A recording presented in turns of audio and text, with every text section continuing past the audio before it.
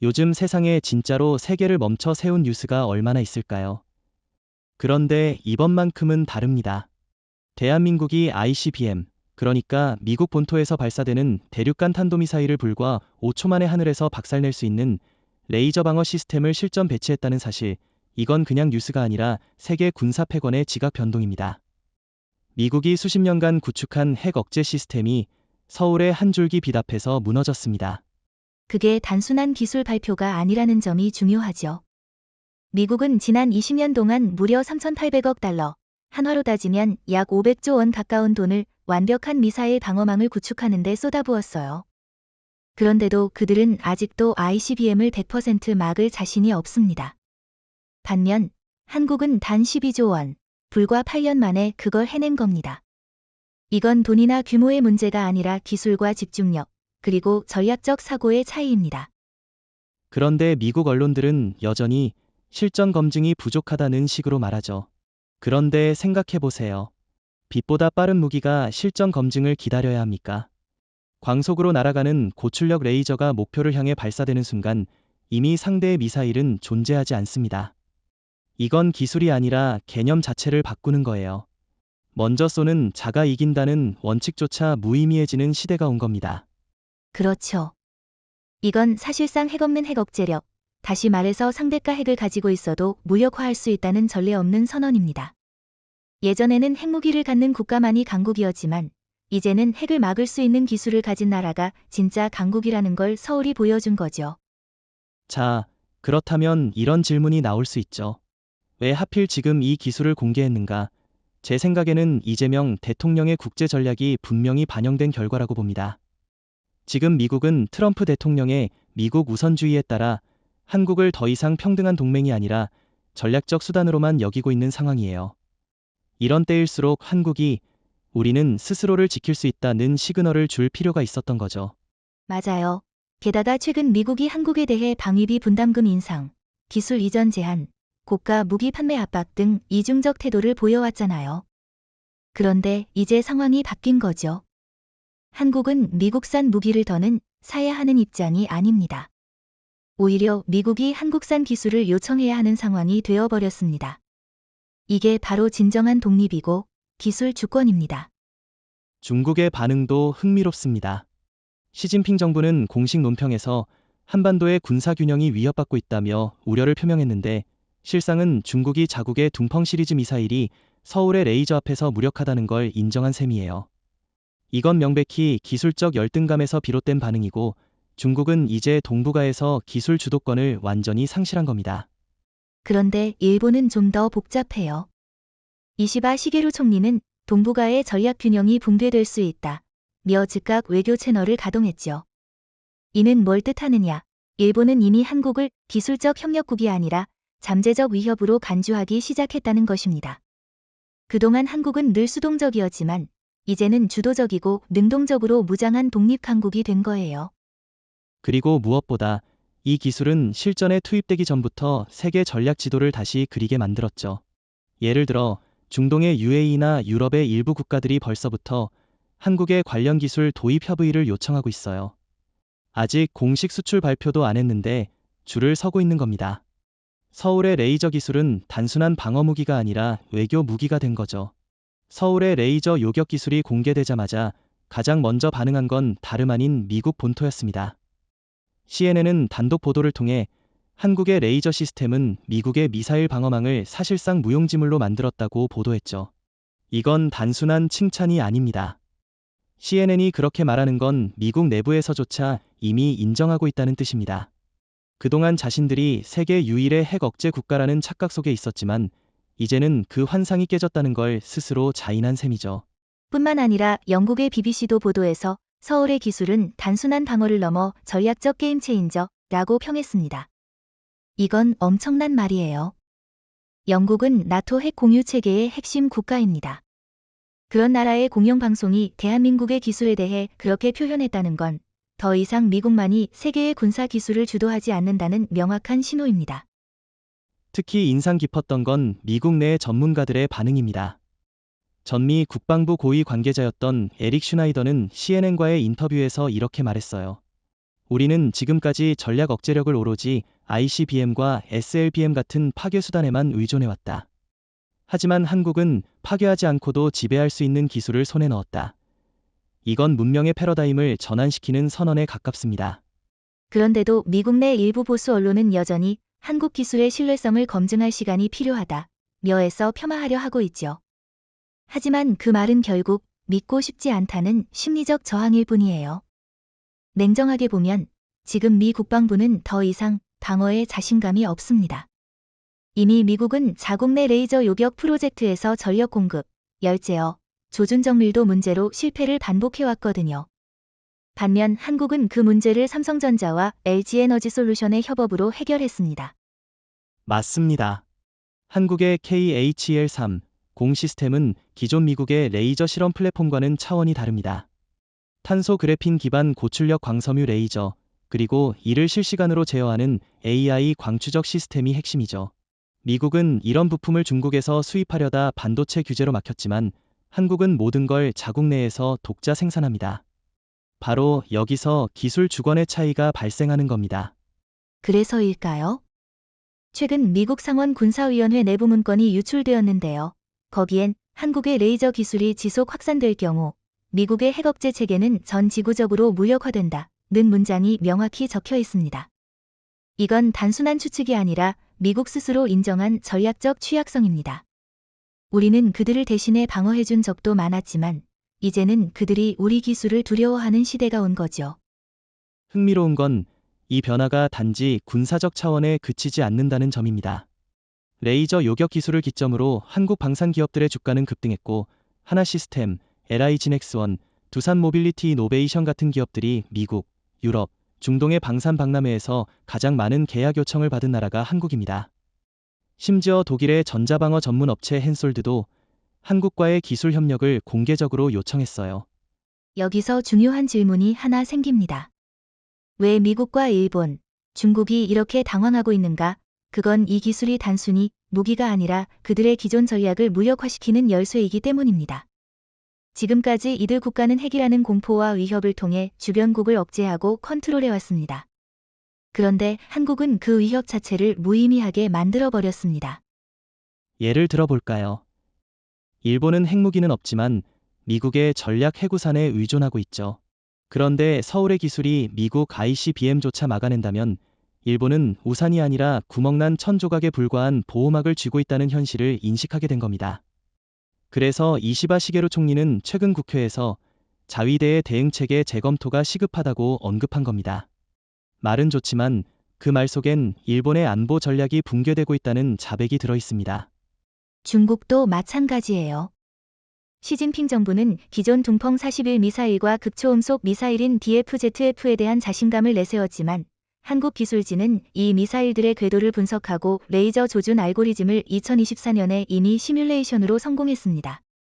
그 사실이 국제적으로 알려지자 중국 내 전략학자들조차 대한민국이 동북아의 기술 주도권을 가져갔다는 표현을 사용하고 있죠. 핵 억제력이라는 개념은 사실상 20세기 중반 미국이 만들어낸 정치적 도구입니다. 우리를 건드리면 너희를 지구상에서 지워버릴 수 있다. 이단 하나의 위협으로 수많은 나라들이 고개를 숙였죠. 그런데 이제 이 핵탄두가 대한민국의 레이저 앞에서는 종이 조각만큼의 의미도 갖지 못합니다. 미국의 전략사령부도 내부 보고서에서 이렇게 말했어요. 레이저 방어 기술의 확산은 핵무기의 실효성을 구조적으로 파괴할 수 있다. 즉, 서울은 단 한 발의 미사일도 쏘지 않고 핵무기를 무력화시킨 최초의 국가가 된 셈입니다. 그건 정말 상징적인 의미를 갖고 있어요. 왜냐하면 미국은 전 세계에 수천 기의 핵탄두를 배치해놓고 이를 기반으로 질서를 유지해왔다고 믿고 있었기 때문이죠. 그런데 만약 서울이 그 질서를 부정하는 게 아니라 기술로 초월해버렸다면 더 이상 미국은 최종 병기가 아닙니다. 지금 워싱턴이 당황하는 이유도 여기에 있어요. 지금까지는 우린 핵이 있어. 넌 없어 였는데 이제는 서울이 넌 핵이 있어도 우린 그걸 막아 라고 말하고 있는 거죠. 그래서 미국은 그들의 전략 체계를 전면 재검토해야 하는 상황입니다. 예컨대 지금까지 핵 억제 삼축 체계라는 게 있었어요. 지상에서 쏘는 ICBM, 잠수함에서 쏘는 SLBM, 그리고 전략 폭격기. 이 세 가지가 동시에 작동해야 한다는 전제가 있었는데 지금은 그 어느 것도 서울 상공을 통과할 수 없습니다. KHL-3, 0은 고도 150km 이내에 진입한 물체를 0, 5초 이내로 탐지하고 4초 이내에 타격합니다. 지상, 해상, 공중 어디서 발사하든 상관없이 요격이 가능하다는 뜻이죠. 그런데 미국은 아직 이 현실을 받아들이지 못하고 있어요. 트럼프 대통령은 최근 기자회견에서 한국의 기술은 동맹국의 자산이며 우리와의 공조 속에서 활용되어야 한다고 말했죠. 하지만 그 말은 실제로는 미국이 이 기술을 통제하고 싶다는 의도가 담겨 있습니다. 동맹이라는 명분 아래 기술 주도권을 다시 가져가려는 시도. 하지만 서울은 이번엔 단호하게 선을 긋고 있어요. 이재명 대통령의 반응이 그 증거입니다. 한국은 독립적인 방어 역량을 갖추었고 이제는 미국의 보호에 의존하지 않는다. 이 발언은 한국의 외교사에서 가장 강력한 자주선언 중 하나입니다. 과거에는 미국의 승인 없이는 고성능 무기 개발도 어려웠지만 지금은 서울이 전략기술의 공급국이 되었죠. 미국은 그걸 두려워하고 있는 겁니다. 사실 미국만 두려워하는 게 아닙니다. 중국과 러시아도 움직이기 시작했어요. 특히 푸틴 정부는 KHEL 기술에 대한 정보 수집을 위해 사이버 해커 조직을 통해 한국 방산망을 침투하려다 실패한 사례도 이미 보고되었고요. 중국은 관련 연구소에 긴급 예산을 투입하며 한국의 레이저 모델을 모방하라는 지시를 내렸다고 합니다. 이건 명백히 패권 불안의 신호입니다. 여기서 우리가 진지하게 생각해봐야 할 게 있어요. 이 기술은 단순히 요격에 그치는 게 아닙니다. 핵을 무력화하는 기술이라는 건 곧 전쟁 자체를 무력화하는 힘이 된다는 뜻이에요. 핵무기는 본래 사용하기 위해서가 아니라 사용하겠다고 위협하기 위해 존재해왔습니다. 그런데 그 위협이 무의미해지면 전쟁의 룰 자체가 붕괴됩니다. 다시 말해, 한국은 전쟁의 규칙을 바꾼 국가입니다. 정확히 말하면 파괴가 아닌 무력화를 통해 세상을 바꾼 나라죠. 미국은 핵실험과 폭격을 통해 공포를 심었지만 한국은 조용히 기술을 개발해서 그 공포를 사라지게 만들었습니다. 이건 무력 시위가 아니라 기술 시위, 그리고 그 안엔 철학이 있어요. 우리는 누군가를 공격하기 위해 이 기술을 만든 게 아니라 더 이상 아무도 공격받지 않도록 만들기 위해 개발한 겁니다. 그래서 전 세계 전문가들이 주목하는 겁니다. 이 기술은 제3차 세계대전을 막을 수 있는 첫 번째 무기다. 이 말, 일본 와세다 대학교 안보정책센터 소장이 최근 인터뷰에서 한 말입니다. 과장으로 들릴 수 있지만 지금처럼 핵 보유국 간 긴장이 높아지는 상황에서 서울이 보여준 이 기술이야말로 실질적인 평화 억제력이라는 평가가 나오고 있어요. 그런데 문제는 이걸 가장 불편해하는 나라가 핵을 가진 나라들이라는 점이에요. 그들은 지금까지 핵이라는 무기로 세계 외교를 조율하고 군사비를 정당화해왔는데 이제 그 전제가 무너진 겁니다. 만약 한국이 이 기술을 나토 동맹국이나 비핵화 국가들과 공유한다면 기존 핵 질서가 붕괴되고 새로운 군사 질서가 형성되겠죠. 그리고 그 중심에 서울이 있다는 건 누구도 부정할 수 없는 사실입니다. 대한민국의 레이저 방어 기술이 전 세계를 뒤흔든 그날 이후 가장 격렬하게 반응한 곳은 다름 아닌 미국 연방의회였습니다. 상원과 하원은 긴급 군사청문회를 열었고 국방부와 에너지부, 심지어는 백악관 국가안보실까지 줄줄이 출석하게 됐습니다. 트럼프 대통령은 내부 브리핑에서 도대체 누가 한국을 여기까지 키운 거냐며 고성을 질렀다고 전해졌고 공화당 일부 의원들은 우리가 만든 동맹국이 우리를 능가했다며 배신감을 느낀다는 발언까지 쏟아냈습니다. 배신감이라는 단어가 정말 아이러니하죠. 그동안 미국은 한국을 단순한 전략적 자산으로만 여겨왔고 결정적인 순간마다 기술 이전을 제한하며 자립을 막으려 했습니다. 대표적으로 2016년 한국의 고출력 전자기파 무기 공동 개발이 미국 국방부 반대로 무산된 적이 있습니다. 그런데 그런 나라가 이제 와서 우릴 뛰어넘다니 라고 놀란다는 건 오히려 그들의 전략적 오만함이 자초한 결과라고 볼 수 있습니다. 맞습니다. 사실 한국이 갑자기 뛴 게 아니에요. 지난 10년간 우리는 국산 레이더, AI 추적 시스템, 자율 방공 알고리즘, 반도체 기반 빔 컨트롤 기술까지 한 걸음씩 쌓아 올려왔습니다. 그런데 미국은 계속해서 한국은 동맹이니까 절대 우리를 넘지 않을 거야 라는 착각에 빠져 있었던 것입니다. 지금 연방의회에서 벌어지고 있는 혼란은 그 오만한 착각이 산산이 부서지는 현장입니다. 의회 내부 분위기를 보면 정말 흥미롭습니다. 민주당은 왜 기술 동맹을 맺고도 공유받지 못했는가를 질타하고 있고, 공화당은 이걸 방치한 것이 국가안보 실패라고 비난하고 있죠. 심지어 일부 의원들은 한국이 중국에 기술을 팔 수도 있다며 위험 요소로 규정했습니다. 하지만 이건 명백히 왜곡입니다. 한국은 기술을 통해 평화를 말하고 있고, 미국은 여전히 그 기술을 무기로만 보려는 겁니다. 게다가 이 논란은 단순히 국방 정책을 넘어서 미국의 동맹 관리 실패를 드러낸 사건으로 확산되고 있습니다. 일본의 이시바 시게루 총리와 워싱턴이 비공개로 주고받은 외교 전문 중 한국이 미국의 승인 없이 방위 전략을 독자 추진하는 건 위험하다는 문구가 포착되었는데, 이건 결국 일본과 미국 모두 서울을 불편하게 바라보고 있었다는 증거입니다. 문제는 그 불편함의 원인이 한국의 도발이 아니라 미국과 일본의 과거 태도라는 사실이죠. 실제로 미국은 수십 년간 한국이 주도하는 무기체계나 전략 구상엔을 제동을 걸어왔습니다. KF-21 전투기 개발 당시 AESA 레이더 기술 이전을 거부한 사례, SLBM 개발에 대한 공개 반대, 원자력 추진 잠수함 협력 거절 등 수없이 많지요. 그러면서도 자신들은 핵잠수함과 전략 폭격기를 계속해서 한반도에 배치했습니다. 이런 불균형적인 동맹 구조가 결국 한국을 독자 개발의 길로 밀어넣은 것이고, 결과적으로 지금의 기술 격차를 만든 겁니다.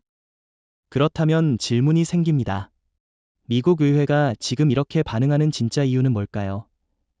단순히 기술을 뺏긴 것 때문일까요? 아니면 패권의 중심이 바뀌는 걸 느끼고 있기 때문일까요? 제 생각엔 후자가 더 가깝습니다. 지금 의회는 기술이 아니라 질서가 무너지고 있다는 걸 두려워하는 것입니다. 대한민국이 통제 불가능한 변수가 되는 것, 그게 미국 입장에선 가장 큰 공포입니다. 그렇기 때문에 지금 일부 미국 의원들은 서울의 기술을 나토 표준으로 통합하자는 제안을 꺼내고 있어요. 얼핏 보면 협력처럼 보이지만 실제로는 기술 규격을 국제화시켜 한국의 독자 통제권을 약화시키려는 시도입니다. 하지만 문제는 한국은 더 이상 승인받는 나라가 아니라 승인하는 위치에 올라섰다는 점이죠. 이걸 미국이 받아들이는 데는 시간이 오래 걸릴 겁니다. 우리가 여기서 놓치지 말아야 할 또 하나는 이 사태가 미국 내 산업계에도 도미노처럼 영향을 미치고 있다는 사실입니다. 레이시온, 로키드 마틴, 노스럽 그러먼 등 미국의 주요 방산업체들이 갑작스레 기술 경쟁력을 상실했다는 평가가 나오면서 워싱턴 정계와 방위산업 로비스트들 간의 내부 갈등이 커지고 있습니다. 정치권은 한국을 견제하라 고하고 기업은 한국과 손잡아야 생존한다고 주장하는 상황이 벌어지고 있습니다. 그 혼란은 결국 한국의 기술이 단순한 방위 시스템을 넘어 글로벌 군사산업의 주도권을 재편할 정도의 힘을 갖고 있다는 것을 보여주는 증거죠. 그리고 지금 의회가 그걸 막을 수 없다는 것도 인식하고 있다는 점에서 이 혼란은 더 깊어질 가능성이 높습니다. 누가 서울을 이렇게까지 키웠는가? 그 답은 명확합니다. 바로 서울이 스스로를 여기까지 끌어올린 겁니다. 대한민국이 레이저 방어 시스템을 실전 배치했다는 소식이 발표된 그날 밤, 일본 정부는 총리관저에서 심야 국가안보회의를 3회 연속 개최했습니다. 이시바 시게루 총리는 모든 국방 라인을 불러 모아 이렇게 말했다고 하죠. 도쿄는 이제 물리적 보호막이 없는 도시다. 이건 그냥 과장이 아닙니다. 서울에서 발사된 레이저 방어 시스템이 도쿄 상공을 감시하고 한국의 탐지 AI가 0.5초 안에 일본 상공의 열을 감지할 수 있다는 것, 이것이 바로 일본이 직면한 현실입니다. 그동안 일본은 미국의 해구산과 요코스카, 미사와 오키나와 기지의 보호에만 의존해왔습니다. 자체적인 레이저 기술 개발은 거의 전무했고, 우주 기반 요격 시스템은 예산 부족과 기술 미비로 수차례 중단됐죠. 특히 일본은 전략적 위치상 한국과 가까우면서도 방위 능력은 철저히 미국 중심으로 설계돼 있었습니다. 하지만 지금 그 구조가 한순간에 붕괴하고 있는 겁니다. 도쿄는 더 이상 군사적 면역지대가 아닙니다. 실제 도쿄 시민들의 반응도 심상치 않았습니다. 일본 NHK 방송은 긴급 여론조사에서 서울이 레이저 방어 시스템을 통해 일본 상공을 감시하고 있다는 사실이 불안하냐는 질문에 68.7%가 그렇다고 응답했습니다. 그중 절반 이상은 일본 정부가 무기력하다는 표현까지 사용했습니다. 제2차 세계대전 이후 처음으로 일본 국민은 대한민국의 군사력 아래에 자신들이 노출되었다는 감각을 갖기 시작한 겁니다. 그리고 이건 단지 감각만이 아닙니다. KH-1L3 영의 실전 반응 속도는 도쿄까지의 거리에서 4.8초면 충분합니다. 즉, 서울이 일본을 향한 공격 신호로 잘못 해석된 탄도 궤도를 인식했을 때 도쿄 상공에서 요격 반응이 발생할 수 있는 구조인 거죠. 물론 한국은 공격 의도가 전혀 없고 방어용 시스템임을 명확히 했지만 일본 입장에서는 5분 내 대응 불가, 5초 내 타격 가능이라는 심리적 공황 상태에 빠질 수밖에 없습니다. 그렇다면 질문이 생깁니다. 일본은 왜 자체 방어 체계를 구축하지 못했는가? 그 이유는 단순합니다. 핵무기를 포기한 대가로 미국에 전면 의존한 안보 전략, 그것이 오늘날의 결과입니다. 지난 수십 년간 일본은 경제와 외교, 군사 모두에서 동맹에 의한 안정을 택했지만 그 안정은 본질적으로 대리 안정이었습니다. 지금 서울은 자국의 기술로 스스로를 지키는 데 성공했고 그 결과 일본은 자신의 무방비 상태를 인식하게 된 것이죠. 게다가 더 심각한 건 일본의 정치 리더십입니다. 이시바 시게루 총리는 지난 10년간 방위산업 투자를 극도로 억제해왔고 고령화와 재정 부담을 이유로 차세대 기술에 대한 투자를 미루었습니다. 반면 대한민국은 국방비의 40% 이상을 기술 기반 전력화에 투입하면서 실질적인 미래 전장을 준비해왔죠. 결과적으로 지금 일본은 지금 무언가를 해도 이미 늦었다는 자각에 가까워지고 있습니다. 재미있는 건 일본 일부 언론의 이중적 태도입니다. 요미우리 신문은 서울의 기술은 일본의 주권을 침해할 수 있다고 주장하면서도 내부 기사에서는 해당 기술을 일본도 도입해야 한다는 전문가 칼럼을 싣고 있습니다. 즉, 겉으론 위협이라고 말하면서 속으론 한국 기술의 압도적 우위를 인정하고 탐내는 거죠. 일본이 지금 이중 프레임에 빠져 있다는 증거입니다. 이 와중에 미국은 일본과의 방위 공조를 재점검하겠다고 나섰지만 솔직히 말해서 이는 불신을 덮기 위한 정치적 제스처에 불과합니다. 미국도 지금 한국 기술의 위력 앞에서 우위를 주장하기 힘든 상황이고 일본 역시 그 현실을 잘 알고 있습니다. 그럼에도 불구하고 워싱턴과 도쿄는 마치 제어 가능한 한국을 원하듯 행동하고 있고 이는 서울이 더 이상 통제의 대상이 아님을 스스로 외면하는 태도입니다. 중요한 건 지금 이 순간 대한민국이 단순한 군사기술을 넘어서 심리적, 외교적, 전략적 주도권까지 동시에 획득하고 있다는 사실입니다. 일본은 지금껏 경제는 일본, 기술은 미국, 안보는 동맹이라는 틀 속에서 안주해왔지만 이제 그 틀이 무너지고 있는 상황에서 서울은 새로운 패러다임의 중심에 서게 된 것입니다. 도쿄가 느끼는 충격은 단지 군사적 불균형 때문만은 아닙니다. 그것은 바로 역사상 처음으로 일본이 한국의 보호 범위 안에 들어가 있다는 심리적 굴욕이기도 합니다. 사람들이 흔히 오해하는 것이 하나 있습니다. 서울이 KH-1L3 영 레이저 방어 체계를 2025년에 처음 선보였다고 생각하죠. 하지만 진실은 그보다 훨씬 더 충격적입니다. 대한민국 국방부는 이미 2023년 중반부터 전국 5개 전략 요충지에 해당 시스템을 은밀히 배치 완료했다는 사실이 이번에 공식 확인됐습니다. 독도, 제주, 백령도, 부산, 성주 이 5곳은 각각 동해, 남해, 서해, 수도권 방어의 핵심 거점입니다. 즉, 한국은 이미 2년 전부터 핵심 영토를 레이저 방패로 감싸고 있었던 셈입니다. 그 배치가 공개되지 않았던 건 단순한 보안 유지 때문만은 아니었습니다. 당시 미국과 일본은 고고도 미사일 방어 체계 THAAD 추가 배치를 요구하며 자국 이익 중심의 방어망 확대를 추진하고 있었는데 한국은 외교적 충돌 없이 자주적인 방어 체계를 완성하기 위해 조용히 움직였던 것입니다. 이건 단순한 기술적 성과가 아니라 정치적 독립의 전략적 승부수였다고 평가해야 합니다. 놀라운 건 실제 작동 실험이 이미 수십 차례 진행되었다는 사실입니다.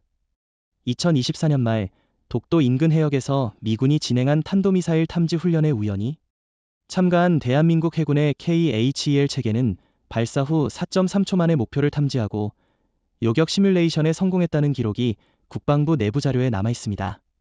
하지만 그 결과는 미국 측의 기술적 협의 중이라며 은폐되었고 언론 보도는 철저히 통제되었죠.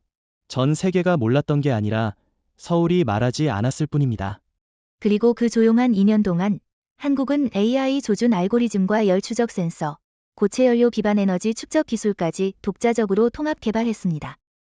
이건 놀라운 속도예요.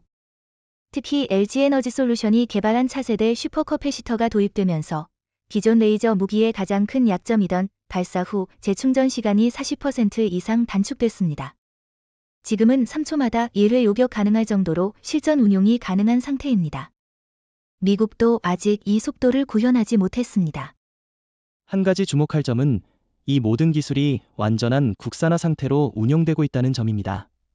반도체는 삼성, 광섬유는 효성, 통신 네트워크는 KT, 알고리즘은 카이스트 출신 박사들이 이끄는 방위산업연구소가 담당했습니다. 누가 뭐래도 이건 민간과 군의 합작으로 만들어낸 전략 방패입니다. 서울이 가진 건 단순한 무기가 아니라 국가 역량의 총집합체인 거죠. 그렇기 때문에 더 놀라운 건 이 배치가 완성된 이후에도 미국이 이 사실을 제대로 파악하지 못했다는 겁니다. 미 국방정보국 DIA은 2024년 중반까지도 한국은 전술 레벨의 레이저 시험 단계에 불과하다고 보고했습니다. 다시 말해 세계 최고의 정보기관조차 서울의 진짜 능력을 간파하지 못한 채 기존 동맹 구조에 취해 있었던 셈입니다. 그 틈을 타 한국은 조용히 그리고 단호하게 레이저 방패를 완성했습니다. 이 사실이 공개되자 유럽과 중동의 반응도 달라졌습니다. UAE와 프랑스는 각각 자국 사막지대와 지중해 거점에 유사 시스템 도입을 원하며 한국에 기술 협상을 요청했습니다. 특히 프랑스 국방부는 KHL 시스템은 방어체계 그 자체가 아니라 전략 억제력의 철학을 바꾸는 기술이라고 평가했죠. 이건 단순한 수출 경쟁이 아니라 군사 철학을 둘러싼 패권 전쟁입니다. 그리고 그 중심에 한국이 있다는 건 더 이상 부정할 수 없습니다. 서울이 KHL-3 영의 실전 배치와 기술적 세부 사항을 공개한 이후 가장 먼저 공식 반응을 낸 국제기구는 UN 안전보장이사회였습니다. 2025년 6월 제104차 안보리 비상회의에서 15개 이사국 전원이 대한민국의 레이저 방어 기술이 국제 핵 질서를 근본적으로 흔들고 있다는 사실에 공감을 표했습니다. 중국과 러시아는 전략적 균형의 붕괴라는 표현을 사용했고 미국은 핵우산의 효용성에 대한 재검토가 필요하다고 발언했습니다.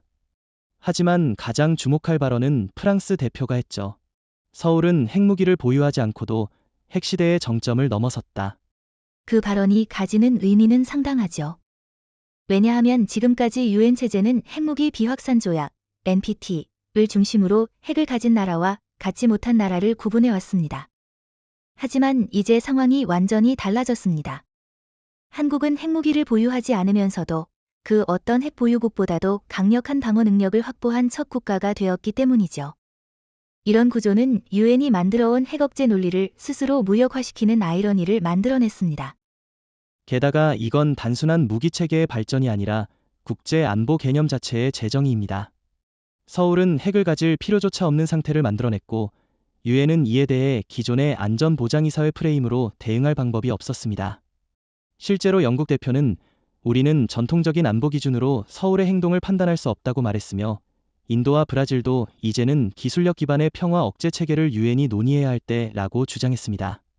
흥미로운 점은 그 회의 이후 UN 산하 군축사무국 UNODA 이 긴급 분석 보고서를 발간했다는 겁니다. 그 보고서의 핵심 내용은 KHEL 시스템은 국제 핵 전략의 위험도를 획기적으로 낮출 수 있는 유일한 기술로 평가된다는 것입니다. 다시 말해 핵을 줄이지 않아도 핵의 위협 자체를 무의미하게 만들 수 있다는 가능성이 처음으로 공식 문서에 등장한 거예요. 이건 단순히 한국에 대한 인정이 아니라 서울이 핵 없는 세계의 실현 가능성을 제시한 역사적 순간입니다. 그런데도 중국과 러시아는 반발하고 있습니다.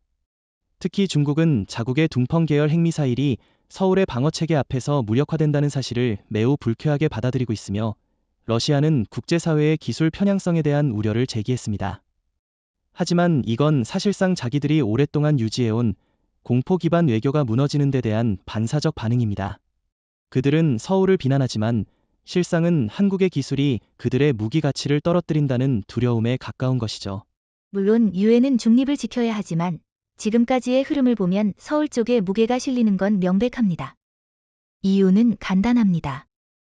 한국은 기술을 무기로 사용하지 않았고 오히려 핵 억제력을 무력화시키면서도 군사적 긴장을 고조시키지 않았기 때문입니다. 게다가 서울은 해당 기술을 공격용이 아닌 방어 전용으로만 운용하며 UN 등록까지 추진 중입니다. 이건 명확한 평화적 메시지고 세계는 그걸 읽고 있습니다. 그 점에서 유엔의 반응은 두 가지 흐름으로 나뉘고 있습니다. 하나는 새로운 군축 패러다임으로서 서울 모델을 받아들여야 한다는 흐름이고, 다른 하나는 기존 핵 보유국의 전략적 권위가 약화될 수 있으므로 조심해야 한다는 입장입니다. 하지만 이 두 가지 흐름 모두 서울이 중심에 있다는 사실은 부정하지 않습니다. 2025년의 국제안보 구조는 이제 누가 핵을 가졌는가 보다도 누가 핵을 무력화시킬 수 있는가로 변하고 있는 거죠. KHL-3 영의 존재와 성능이 전 세계에 공개된 후 예상 가능한 반응 중 하나는 바로 중국과 러시아의 분노였습니다. 유엔 안보리에서 두 국가는 거의 동시에 대한민국의 기술이 핵균형을 무너뜨리고 있으며 이는 아시아와 세계 안보를 위협하는 행위라며 날을 세웠죠. 특히 러시아의 라브로프 외무장관은 서울은 핵 없는 나라로서 감당할 수 없는 기술적 영향력을 행사하고 있다고 비난했고, 중국 외교부도 동북아의 불안정 요소를 한국이 만들고 있다는 강경 입장을 반복했습니다. 하지만 냉정하게 들여다보면 이들의 비난은 사실 전략적 불안감에서 비롯된 방어적 반응에 가깝습니다. 중국과 러시아는 오랫동안 핵무기를 통해 지역 내 영향력을 행사해왔고, 특히 동북아에서는 핵 보유국이라는 지위를 통해 정치적 우위를 점해왔습니다. 그런데 한국이 그 어떤 핵무기도 의미 없게 만드는 기술을 개발하자 그들이 믿고 의존해온 전략 자산 자체가 기술 한 줄기에 무너지고 있는 것입니다. 더 흥미로운 점은 그들의 비난이 자기 모순에 빠지고 있다는 사실입니다. 중국과 러시아는 과거 미국의 미사일 방어, MD, 시스템에 대해 균형을 무너뜨리는 도발이라며 강력히 반대했지만, 이번에는 미국도 아닌 대한민국이 자국 기술로 만들어낸 방어체계에 동일한 논리를 적용하고 있습니다. 하지만 결정적 차이는 KHL은 전면 방어용이며 어떤 전략적 선제 공격 기능도 없다는 점입니다. 다시 말해 서울은 공격 의도를 가진 적이 없고 그저 자국과 주변을 지키기 위한 기술을 갖췄을 뿐입니다. 그렇기 때문에 오히려 국제사회에서는 이들의 반응에 대한 역풍이 불고 있습니다. 프랑스와 독일, 호주, 핀란드 등은 공개적으로 KHL은 군비 경쟁이 아니라 군비 억제 장치라며 한국을 지지했고, 국제전략문제연구소 ESS 역시 보고서를 통해 서울의 기술은 억제 효과가 높을 뿐 아니라 오히려 핵보유국의 과잉 반응이 안보 불안을 조장하고 있다고 평가했습니다. 이쯤 되면 러의 비난은 전략적 설득력이 아니라 정치적 감정 표현에 불과하다는 게 분명해집니다.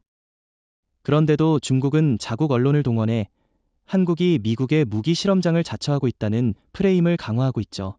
하지만 이 주장도 이미 설득력을 잃었습니다. KHL은 전적으로 한국 기업과 연구기관의 기술로 만들어졌고, 심지어 미국조차도 아직 이 수준의 요격 정확도와 속도, 에너지 효율을 구현하지 못한 상황입니다.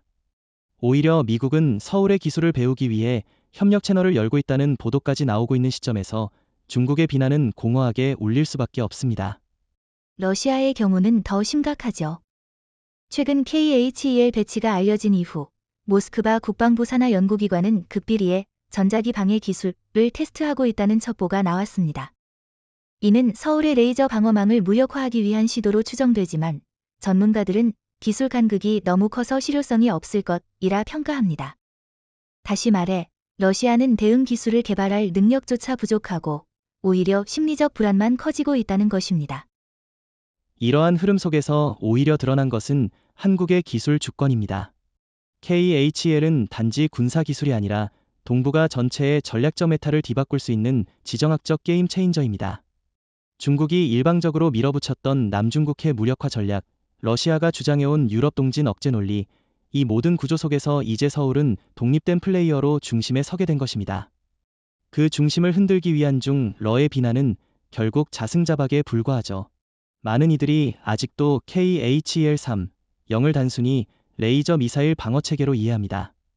하지만 그건 이 시스템의 50%만 이해한 것이죠. 진짜 핵심은 이 시스템이 ICBM뿐 아니라 스텔스 전투기, 극초음속 활공체, HGV, 저궤도 위성, 로 어스 오어비트 새털라이트까지 탐지하고 무력화할 수 있다는 점입니다. 이는 기존의 어떤 방공망도 실현하지 못했던 수준이며, 다시 말해 하늘의 모든 위협 요소를 5초 이내로 제거할 수 있는 세계 유일의 완전 방어 기술이 현실화되었다는 뜻입니다. 정확히 말하자면 KHEL-3, 영은 광역 기반의 에어돔, 구축을 가능케 합니다. 예를 들어 F-35A 같은 스텔스 전투기가 저고도로 침투할 경우 기존 레이더망으로는 탐지가 어렵습니다. 하지만 한국형 열신호 추적 시스템과 AI 기반 광센서 융합 알고리즘을 탑재한 KHEL은 0, 6초 이내에 열 변화 패턴을 감지하고 1, 8초 내로 목표를 추적하며 레이저를 발사하는 구조입니다. 전통적인 요격 미사일보다 훨씬 빠르고 정확하죠. 미국조차 이 속도와 정확도는 실현하지 못하고 있는 상황입니다. 더 중요한 건 극초음속 무기에 대한 대응 능력입니다. 최근 중국과 러시아는 극초음속 활공체 HGV를 이용한 핵무기 투사 능력을 강조해왔죠.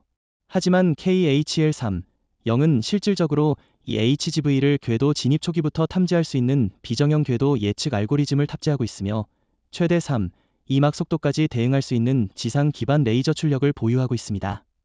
실제 2024년 11월 국방과학연구소가 비공개로 실시한 실험에서는 극초음속 모해체를 발사 후 3, 7초 만에 파괴하는 데 성공한 것으로 알려졌습니다. 거기서 끝이 아닙니다. 최근 들어 저궤도 위성에 대한 요격 능력이 KHEL-3, 0의 핵심 기능 중 하나로 평가받고 있습니다. 우크라이나 전쟁 이후 민간 위성이 군사 정찰의 핵심 수단으로 떠오르면서 정보 수집용 위성 차단 기술의 중요성이 급부상했죠.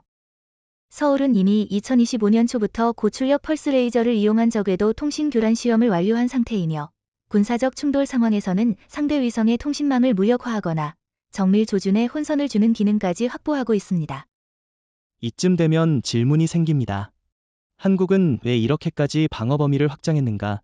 그건 단순히 북한이나 특정 국가의 위협 때문이 아닙니다.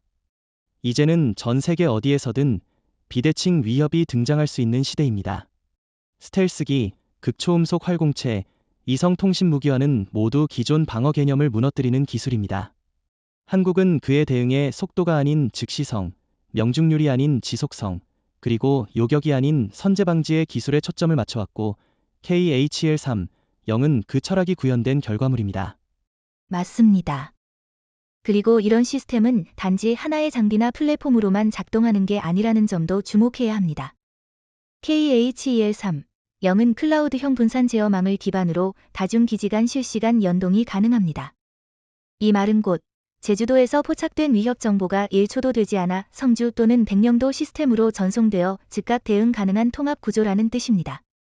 이처럼 통합성과 연동성을 동시에 갖춘 방어 체계는 전 세계 어디서도 구현된 사례가 없습니다. 더 나아가 이 시스템은 소형 드론 군집, 전자전 플랫폼, 장거리 순항 미사일까지 아우르는 다층 방어 전개가 가능합니다.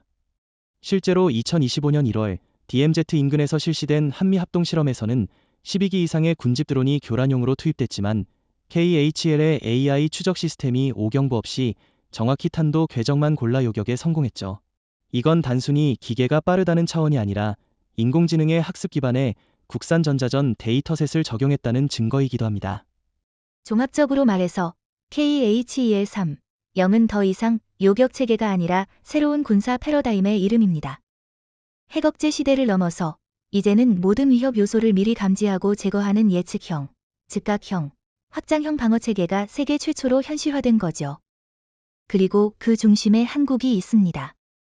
누가 먼저 쏘는가 보다 누가 먼저 감지하고 무력화할 수 있는가의 시대가 도래했고 그 시대를 주도하는 나라는 더 이상 미국이나 러시아가 아니라는 사실은 부정할 수 없는 현실입니다.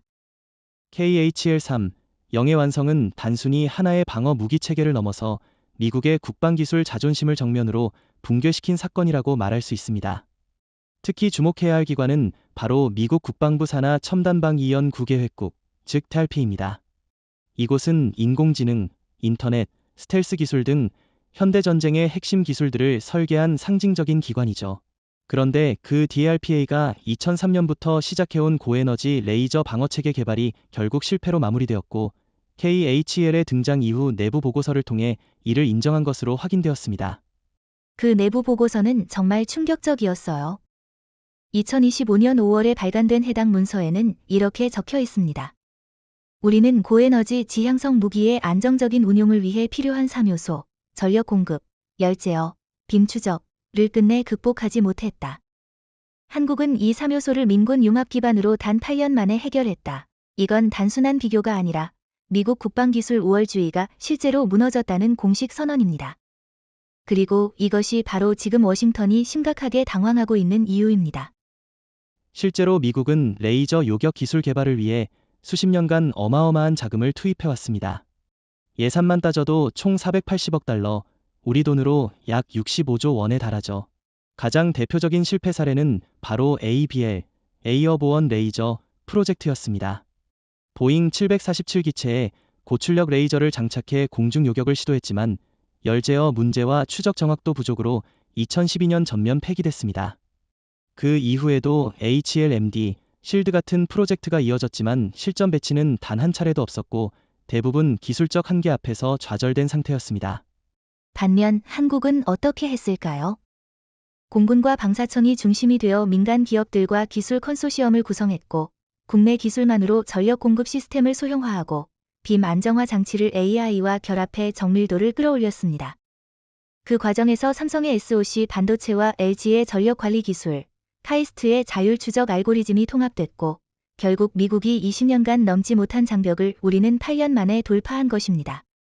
중요한 건 이 모든 것이 수입 없이 국내 기술로 완성되었다는 점입니다. 이쯤 되면 미국은 왜 실패했고 한국은 어떻게 성공했는지 비교가 필요하죠. 미국은 위에서 명령하고 아래에서 수행하는 방식에 머물렀습니다. 방산기업은 방대한 예산을 받고도 보수적인 기술 개발에 머물렀고 DRPA는 혁신을 외쳤지만 관료주의에 발목이 잡혔습니다. 반면 한국은 민간 주도 정부 지원군 실전 테스트의 삼각구조로 빠르게 진화했고 실패를 두려워하지 않고 실전 조건을 중심으로 기술을 밀어붙였습니다. 기술 철학 자체가 달랐던 겁니다. 그리고 미국 내부에서도 그 점을 인정하기 시작했습니다. 미 국방분석연구소 CNA 소속 기술 전략 고문인 리사 게인즈는 지난달 인터뷰에서 이렇게 말했죠. 한국은 위협 앞에서 기술을 빨리 만들고 실전에 바로 적용하는 나라다. 반면 미국은 여전히 검증과 표준화에만 집착하며 결정이 늦다. 이건 단순한 속도 차이 문제가 아닙니다. 한국은 미래 전장에서 필요한 기술을 먼저 쓰고 먼저 개선하는 모델을 만든 유일한 나라가 됐다는 뜻입니다. 미국 방산업계에 미치는 충격도 엄청납니다. 레이시온, 로키드 마틴, 노스럽 그러먼 등 기존의 미사일 중심 요격 체계를 개발하던 업체들은 KHEL 기술 이후 주가 급락과 기술 가치 하락을 동시에 겪고 있습니다. 반면 한국의 LI진엑스원, 하나시스템, 두산은 이미 중동, 동남아, 유럽에서 수출 타진을 받고 있으며 미국과의 협력 요청도 조율 중이라는 보도가 나왔습니다. 글로벌 무기 시장에서 요격 기술의 표준이 이제 미국이 아니라 서울이 되는 겁니다. KHL-3, 영의 성능이 전 세계적으로 알려지고 유엔과 주요 군사 강국들이 이를 공식적으로 인정한 직후 가장 극적인 반응이 일어난 곳은 바로 월스트리트, 미국 뉴욕 증시였습니다. 지난 2025년 6월 3일 미국 3대 방산업체인 로키드 마틴, 레이시온, 노스럽 그러먼의 주가는 하루 만에 각각 12%, 9.5%, 14.2% 하락했고 시가총액 기준으로 총 2,020억 달러가 증발했습니다. 이건 단순한 주가 하락이 아니라 세계 방산기술 주도권이 미국에서 한국으로 넘어갔다는 상징적 사건으로 받아들여졌습니다. 정확히 말하자면 월가 투자자들이 인식한 건 기술력의 전환이 아니라 신뢰의 전환이었습니다. 기존에는 미국 방산업체가 항상 미래 기술의 중심에 있다고 믿었지만 KHEL-3, 영이 등장하면서 앞으로 10년간 가장 중요한 방어 기술은 서울에서 나온다는 인식이 형성된 거죠. 미국 내부에서도 투자 자문사인 모건 스탠리와 JP 모건이 한국 방산업체의 성장 잠재력을 언급하며 포트폴리오 리밸런싱을 권고하기 시작한 시점입니다. 동시에 한국의 반응은 정반대였습니다. LI진엑스원, 하나에어로스페이스, 두산 모빌리티 이노베이션 같은 방산주가 이틀 만에 최고 42% 이상 폭등했고 코스피 방위산업지수는 사상 최초로 1000포인트를 돌파했습니다. 더 인상적인 건 외국계 자금이 단 48시간 만에 3조 7천억 원 이상 한국 방산 시장에 유입되었다는 점입니다. 이건 단순한 기술 수출 기대감이 아니라 서울이 세계 군사 시장의 표준을 만들고 있다는 인식이 투자 흐름을 바꾼 결과라고 봐야 합니다. 그 변화의 중심에는 단순한 레이저 무기가 있는 것이 아니라 기술 철학의 방향성이 있습니다. 미국은 지난 10년간 복합적, 고비용 무기 체계에 집중하면서 민간의 빠른 기술 발전을 방산 분야에 적용하는 데 실패했습니다. 반면 한국은 민간 AI, 배터리, 반도체 기술을 통합하여 비용 효율성과 실전 배치를 동시에 잡는 전략을 썼고 그 결과물이 바로 KHEL이 된 거죠. 이건 시장이 가장 중요하게 여기는 적용 가능한 기술력입니다. 더 흥미로운 건 유럽의 연기금과 중동 국부펀드까지 한국으로 방향을 돌리고 있다는 사실입니다. 노르웨이 국부펀드 NBIM은 이미 한화에어로스페이스의 지분을 2% 추가 매입했고 아부다비의 무바달라 펀드는 LIG넥스원과 공동 개발 형태의 장기 전략펀드 설립을 추진 중입니다. 세계 자본이 움직인다는 건 단순한 호들갑이 아닙니다. 돈은 미래를 가장 먼저 감지하는 본능적인 생명체이고 지금 그 방향이 대한민국이라는 건 더 이상 과장이 아닙니다. 이와 대조적으로 미국 내 방산 로비스트와 정계는 혼란에 빠졌습니다. 공화당 상원 의원들 일부는 한국산 기술에 대한 수출 제한 조치를 검토하자고 주장하고 있고 국방부 내부에서는 한국과 기술 공유 없이는 MD 체계의 미래가 없다는 내부 문건까지 돌고 있습니다. 이는 미국조차 KHEL이 전 세계 전략 미사일 방어 체계의 새로운 기준이라는 점을 인정하고 있다는 증거이기도 하죠. 하지만 이미 기술적 주도권은 넘어간 이후이고 규제나 견제는 시장 흐름을 되돌릴 수 없습니다. 이런 흐름은 방산 시장에만 국한되지 않습니다. KHL3 영의 알고리즘과 추적 센서 기술이 민간 산업으로 확장되면 자율주행, 국경 감시, 스마트시티 보안, 이성 통신방해 대응 분야 등에서 새로운 산업 생태계가 등장할 수 있습니다.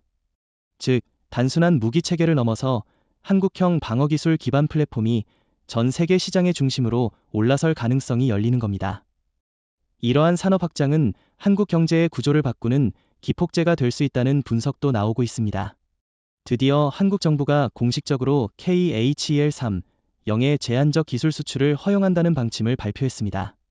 방위사업청과 외교부가 공동으로 발표한 이 선언은 단순한 수출이 아니라 비핵평화 동맹국에 한해 엄격한 조건 아래 제공한다는 기준을 명확히 제시했다는 점에서 의미가 큽니다. 그리고 발표가 나자마자 전 세계에서 우선 계약 요청이 쇄도했는데 특히 UAE, 인도, 프랑스가 1순위로 거론되고 있습니다. 반면 미국은 초청 대상에 포함되지 않았다는 점에서 워싱턴 외교가에 충격을 안겼습니다.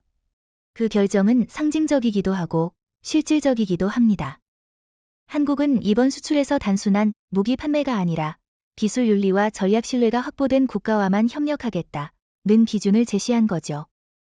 이 기준에서 미국이 제외되었다는 사실은 과거 방위산업 협력에서 보인 미국의 일방적 통제 시도와 기술 이중 기준에 대한 반감이 반영된 결과로 볼 수 있습니다. 특히 트럼프 행정부 이후 심화된 무기 조건부 외교에 대한 한국 사회 내부의 피로감이 반영됐다는 해석도 나옵니다. UAE의 움직임은 가장 빠르고도 구체적이었습니다. 아부다비 정부는 이미 2025년 5월 중순 한국방위산업진흥원에 사막지역 맞춤형 KHEL 전력화 1차 도입 계획을 요청했고 두바이에 별도의 훈련기지 설립도 제안한 상태입니다. 흥미로운 건 이 협의가 단순히 구매에 그치지 않고 현지 생산, 공동 R&D, 20년 유지보수 계약까지 포함된 전략 동맹 패키지로 진행 중이라는 점입니다. 이건 명백히 과거 미국이 중동에서 쥐고 있던 군사기술 주도권이 서울로 이동하고 있다는 신호입니다. 인도도 빠르게 반응하고 있죠. 모디 총리는 KHEL 기술에 대해 인도의 독자적 핵억제 전략을 보완할 수 있는 최적의 방어 기술이라고 평가했고 인도 국방연구개발기구 DRDO는 이미 한국 측에 아시아 단독 우선 공급권 조건을 협상 테이블에 올리겠다고 통보했습니다. 인도는 수차례 미국의 기술 통제에 막혀왔던 경험이 있기에 이번 기회를 통해 한국과의 기술 동맹으로 미국의 간섭을 피하려는 의도가 강하게 반영되어 있는 것으로 보입니다. 가장 주목할 국가는 역시 프랑스입니다. 프랑스는 NATO 핵공유국 중에서도 자주적인 방산 전략을 고수해온 유럽의 기술 강국인데 이번 KHEL 발표 이후 자국 내 레이저 연구기관인 ONERA와 한국의 ADD, 국방과학연구소 간 공동연구 협정 체결을 추진 중입니다. 마크롱 대통령은 KHEL은 단순한 무기가 아니라 핵무기 시대의 끝을 선언한 문명적 도구라고 말했죠. 이처럼 유럽 강국이 기술적 자존심을 내려놓고 서울과 협력하려는 모습은 과거에는 상상하기 어려운 장면입니다. 이 와중에 미국은 당혹감을 감추지 못하고 있습니다. 미 국방부는 공식 논평을 내지 않았지만 블룸버그 보도에 따르면 바이든 행정부 고위 당국자는 우방국과의 기술 협력에서 미국이 배제되는 건 처음 보는 일이라며 내부적 충격을 표현했다고 합니다. 하지만 냉정히 보면 한국은 기술 개발에 있어 단 한 번도 미국의 승인 없이도 스스로 완성했고 그 과정을 전 세계가 지켜봤습니다. 이제 서울이 협력 파트너를 선택하는 입장이 된 것이죠. 더 흥미로운 건 한국이 기술 수출 조건으로 공격 전용 전환 불가, 제3국 이전 금지, 실시간 운용 모니터링 허용 등 초고강도 통제 조항을 설정했다는 점입니다. 이건 미국이 과거 한국에 강요하던 조건을 이제 한국이 다른 나라에 요구하고 있다는 현실의 반전이기도 합니다. 단순한 공급국을 넘어 기술을 기준으로 국제규범을 새로 쓰는 주체가 되었다는 의미에서 이 수출은 군사외교사에서 매우 중대한 전환점으로 평가됩니다. 2025년 6월 20일 국회 본회의장에서 이재명 대통령이 발표한 대한민국 기술 안보 정책 특별연설은 단순한 정책 발표가 아니었습니다. 그것은 전 세계를 향한 메시지이자 핵무기 중심의 국제 질서에 정면으로 도전하는 철학적 선언이었습니다. 이 대통령은 단상 위에서 단호하게 말했죠. 우리는 핵무기를 만들지 않을 것이다. 하지만 우리는 핵을 막아낼 기술을 선택했고 그것은 파괴가 아니라 생존을 위한 길이다. 이 한 문장은 세계 주요 외신의 헤드라인을 장식하며 기술이 핵을 이긴 난리라는 평을 이끌어냈습니다. 이 연설은 단순히 국내 국민들을 향한 것이 아니라 명백히 국제사회에 던지는 전략적 외교 메시지였습니다. 특히 눈에 띄는 대목은 대한민국은 군사적 침묵이 아닌 기술적 주권으로 평화를 말할 것이다 라는 구절이었습니다. 이건 기존의 미국식 힘의 평화 모델과 중국식 확장의 평화 전략에 대한 명백한 대항 선언입니다. 이재명 대통령은 방어를 말하지만 그 방식은 압도적이고도 정교한 기술력 위에 서 있다는 점을 세계에 각인시킨 것입니다. 연설 직후 전 세계 주요 외교 채널은 즉각 반응했습니다. EU 외교정책 고위 대표는 이제 더 이상 핵 확산 방지보다 핵 억제 무력화를 논의해야 할 시기라고 밝혔고 캐나다와 독일은 공식적으로 서울의 방어 기술과 그 철학을 신규 평화 프레임워크의 기준으로 채택할 것을 제안했습니다. 반면 중국은 기술을 외교무기로 사용하는 위험한 전례라며 반발했고 러시아는 국제안보 질서를 파괴하는 언사라고 강하게 비난했습니다. 하지만 이 반응 자체가 그만큼 서울의 발언력이 커졌다는 반증이기도 하죠. 연설의 또 다른 의미는 대한민국이 이제 단순히 기술을 만든 나라가 아니라 그 기술의 쓰임과 방향까지 주도하는 윤리적 주체가 되었다는 점에 있습니다. 이 대통령은 우리는 그 어떤 기술도 파괴가 아닌 방어와 상생을 위한 도구로 사용하겠다며 이 기술은 사용되기보다 사용되지 않기 위해 존재한다는 철학을 밝혔습니다. 이는 핵무기의 억지력을 공포에서 찾았던 기존의 논리와는 완전히 다른 사용 억제의 억제력이라는 새로운 개념을 제시한 것이었습니다. 특히 이재명 대통령은 그날 연설에서 한국의 안보 정책을 비핵 기술 중심 전략으로 완전히 선회한다고 밝혔습니다. 이는 단순한 무기 비확산이 아니라 국가 안보 자체를 기술적 주도권에 기반한 독립 프레임으로 재구성하겠다는 뜻입니다. 실제로 KHL-3 영의 배치와 함께 AI 기반 공중 조기 경보 시스템, 고출력 EMP 대응망, 소형 레이더 위성망 등 국내 기술로 독자 구축된 방어 시스템들이 2026년까지 모두 완성될 예정이라고 밝혀졌습니다. 서울은 단지 무기 한 줄기를 만든 것이 아니라 완전한 방어 체계를 하나의 기술 철학 위에 세운 것입니다. 여기서 논의해볼 지점은 이 기술 철학이 과연 실전 상황에서도 유지될 수 있을까 하는 의문일 수 있습니다. 하지만 서울의 태도는 명확합니다. 우리는 먼저 쏘지 않는다. 그러나 어떤 위협에도 즉각 대응할 수 있다. 이건 국제사회가 대한민국을 바라보는 시각을 근본적으로 바꾸는 핵심 문장이 될 수 있습니다.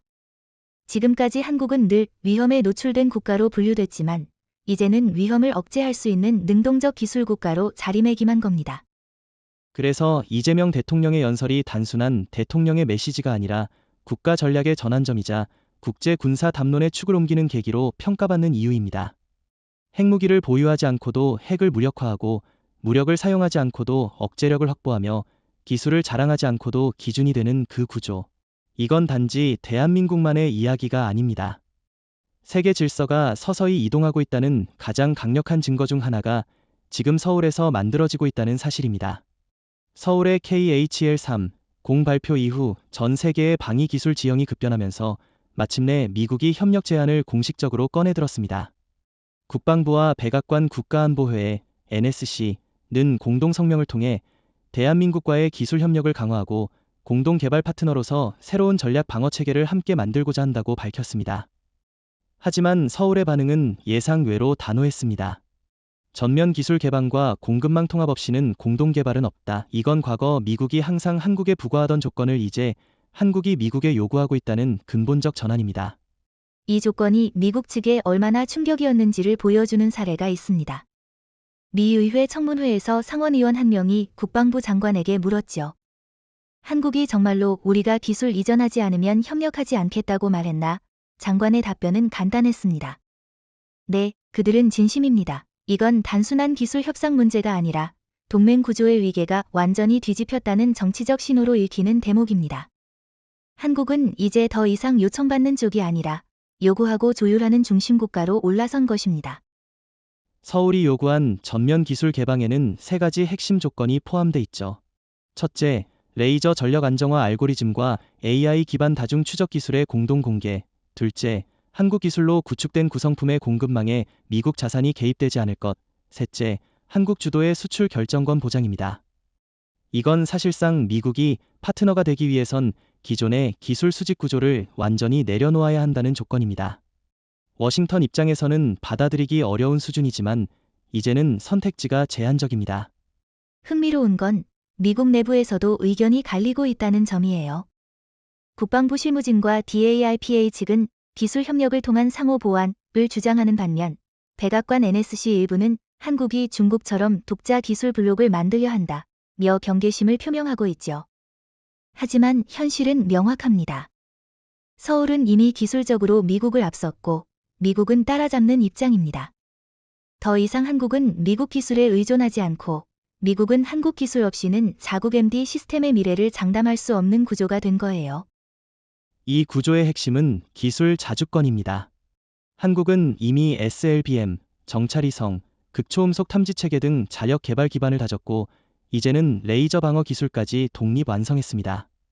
이런 상황에서 미국이 기존처럼 한국은 기술 적용국, 미국은 원천 기술국이라는 구도를 고집한다면 협력은 시작조차 불가능합니다.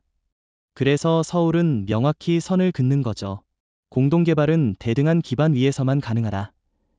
이건 단지 방산기술의 문제만이 아니라 국가 전략 프레임 자체를 새로 쓰겠다는 선언입니다.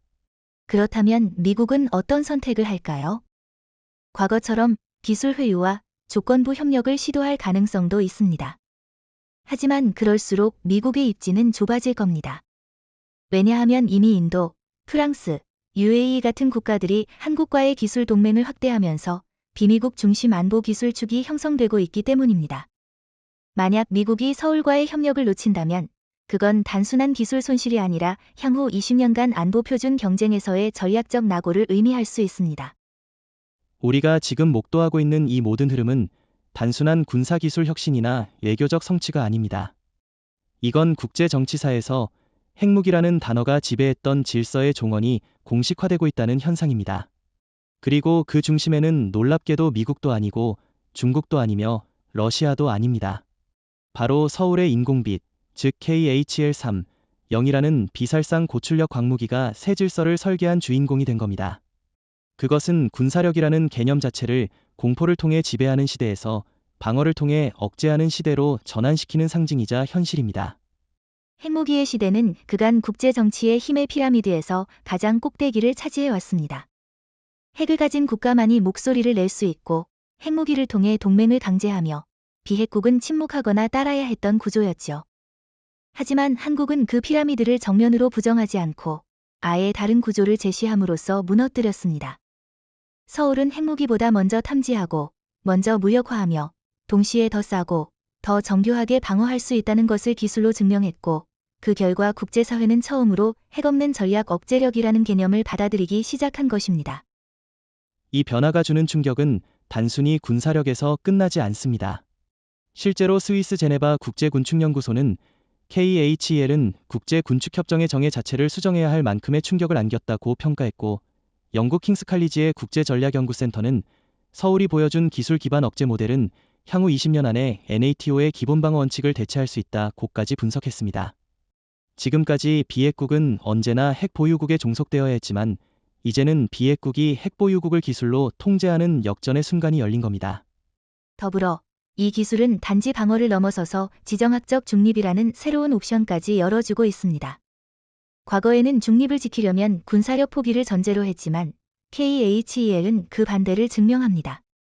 무력을 갖되 공격하지 않고도 스스로를 지킬 수 있는 독립국가의 새로운 모델이 되는 것이죠. 실제로 핀란드, 스웨덴, 오스트리아와 같은 전통적 중립국들이 서울과 기술 외교를 시작했다는 점에서 이 패러다임은 북대서양 중심의 군사 안보 프레임을 실질적으로 흔들고 있는 중입니다. 그럼에도 불구하고 여전히 일부 강대국은 이 변화를 받아들이지 못하고 있습니다. 미국은 동맹국인 한국의 기술임에도 불구하고 자국 내 MD 시스템보다 성능이 우위에 있다는 사실을 공식 인정하지 않고 있고, 중국과 러시아는 기술 논의 자체를 꺼리며 여전히 핵무기가 최종 방패라는 전제를 반복하고 있습니다. 하지만 현실은 다릅니다.